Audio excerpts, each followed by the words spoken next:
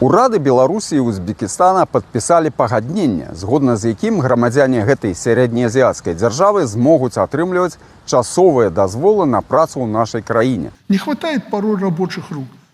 Год таму Лукашенко заяўляў, што гатовы прыняць 150 тысяч працоўных мігрантаў з Пакістана. Аднак афіцыйныя лічбы паказваюць, гэтыя планы не апраўдаліся. Сёння ў эканоміцы працуе не больш за 36 тысяч іншаземцаў. Навошта ж уладам зноў спатрэбіліся замежныя работнікі?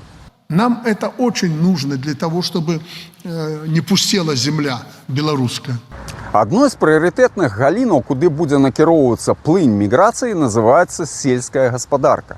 Паводле афіцыйных дадзеных, за апошнія 30 гадоў колькасць работнікаў аграпрамысловага комплексу скарацілася больш, чым 4 разы, а іх сярэдні ўзрост дасягнуў 44 гадоў.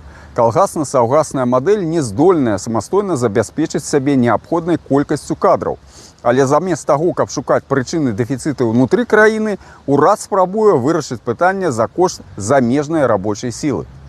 Ці захочуць узбекскія працоўныя мігранты масава пераязджаць са сваёй радзімы, дзе значную ролю ў сельскай гаспадарцы адыгрывае прыватны фермерскі і сямейны бізнес у краіну з кардынальна іншай мадэллю аграрнай вытворчасці.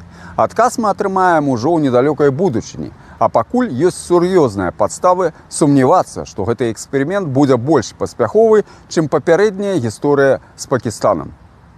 Ну что нам тут осталось?